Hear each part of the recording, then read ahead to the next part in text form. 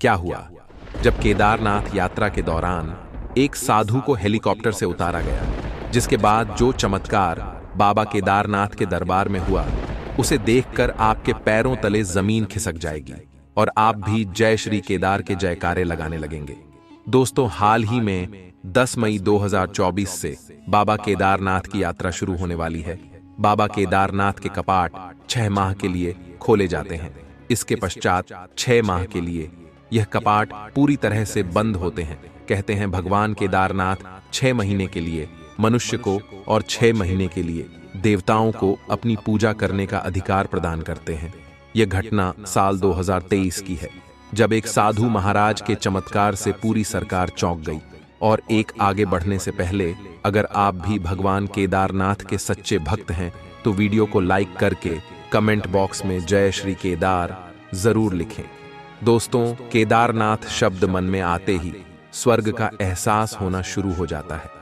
बाबा के दरबार में ऊपर जाने के लिए भले ही कड़ी मशक्कत करनी पड़ती है, लेकिन जब ऊपर पहुंचकर पहाड़ों की वादियों के बीच बाबा केदारनाथ के दर्शन किए जाते हैं तो भक्त एक बार पुनः नीचे से ऊपर जाने में भी संकोच नहीं करते हैं। जब 2023 में जब केदारनाथ के कपाट खुलने की खबर आई तो देश भर के सभी लोगों के साथ कई साधु संतों में भी खुशी के लहर दौड़ गई, क्योंकि सुकून का दूसरा नाम ही केदारनाथ है। और जब भी बाबा के कपाट खुलते हैं तो सभी साधु संत अप्रैल के पहले कपाट खुलते ही बाबा केदारनाथ जाने की तैयारी कर लेते हैं और कई माह तक वही साधना में अपना जीवन बिताते हैं। इस घटना में एक साधु महाराज ने जो चमत्कार दिखाया, उसे देखकर आपकी भी हो छोड़ जाएंगे।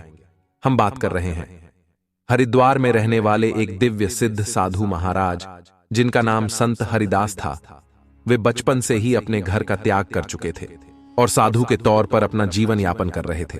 तकरीबन 50 लाख बार हनुमान चालीसा का पाठ करके उन्होंने हनुमान चालीसा को सिद्ध किया था और उनके ऊपर महादेव अंश हनुमान जी की विशेष कृपा थी।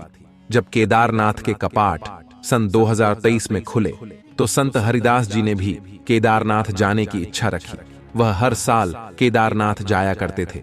जब 25 अप्रैल 2023 को बाबा केदारनाथ के कपाट खोले गए, तब संत हरिदास जी ने हरिद्वार से सरकारी बस में बैठकर केदारनाथ के लिए रवाना हुए।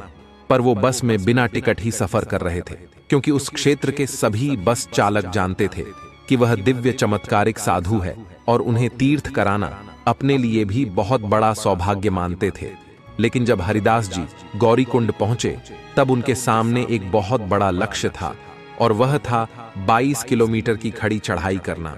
उनकी उम्र 60 वर्ष हो चुकी थी, लेकिन इरादे अभी भी मजबूत थे। उन्होंने बाबा केदारनाथ का नाम लेकर अपनी यात्रा शुरू की, लेकिन उन्हें इस बात का अंदाजा नहीं था कि बाबा केदारनाथ उनकी बहुत बड़ी परीक्षा लेने वाले थे। इसके बाद उन्होंने गौरीकुंड से यात्रा शुरू करी और फाटा तक पहुंचे, लेकिन अचानक से एक खच्चर उनके रास्ते में आया और उन्हें धक्का देकर आगे बढ़ गया, जिस वजह से उनका संतुलन बिगड़ा और उनके पैर में गहरी मोच आ गई। उन्हें उनके पैर में बहुत ज्यादा दर्द हो रहा था और वह आगे चलने में असमर्थ थे, लेकिन किसी भी सूरत में बाबा केदारनाथ के दर्शन करना चाहते थे। तब उन्होंने कुछ पालकी सवारों को खुद को ऊपर ले जाने के लिए कहा, लेकिन उन्होंने संत हरिराम हरिदास जी से 1000 रुपए मांगे, जो कि उनकी न्यूनतम शुल्क थी। लेकिन उनके पास कोई पैसा नहीं था। कोई पिट्ठू भी उन्हें बिठाकर ऊपर जाने को तैयार नहीं था, क्योंकि उनकी शुल्क भी 6000 रुपए थी। तभी उन्हें पता चला कि फाटा से ऊपर केदारनाथ जाने के लिए हेलीकॉप्टर की सुविधा है।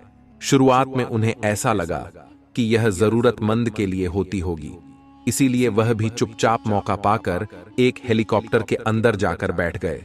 लेकिन संत हरिदास जी को इस बात का अंदाजा नहीं था कि फाटा से केदारनाथ तक जाने के लिए हेलीकॉप्टर के माध्यम से 4000 रुपए का खर्च आता है। जब पायलट हेलीकॉप्टर के पास पहुंचा तब सभी की टिकट चेक किए गए, लेकिन हरिदास जी के पास कोई टिकट नहीं था, जिस वजह से उन्हें हेलीकॉप्टर से बाहर उतार दिया गया। वह काफी निराश थे, क्योंकि उन्हें कलयुग का एक भद्दा चेहरा देखने को मिला था कि पैसा भक्ति के भाव से भी बढ़कर हो गया था। लेकिन उन्होंने इसे अपना अपना अपमान नहीं समझा।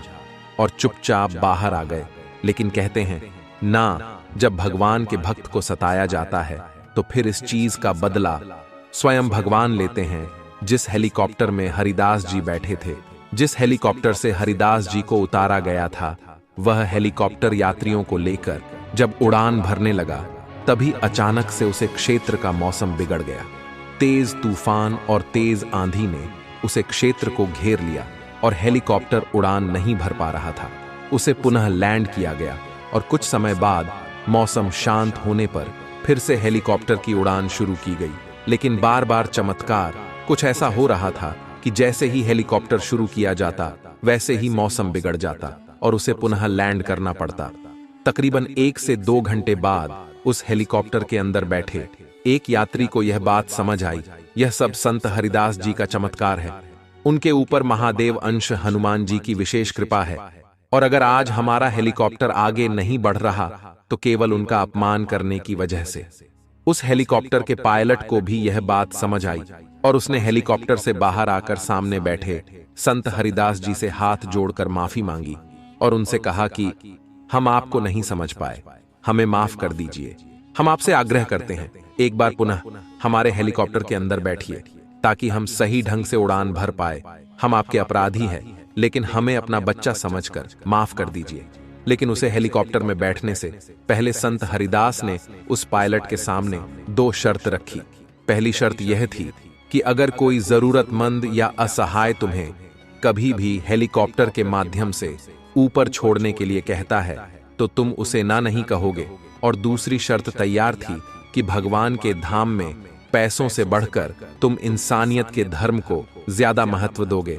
हेलीकॉप्टर के पायलट ने दोनों ही शर्त को मंजूर कर लिया और संत हरिदास जी हेलीकॉप्टर में बैठने को तैयार हो गए। जैसे ही वह हेलीकॉप्टर में बैठे और हेलीकॉप्टर ने उड़ान भरी, तब मौसम एकदम सुहाना था और इस बार किसी तूफान और आंधी हेलीकॉप्टर के रास्ते में नहीं आता।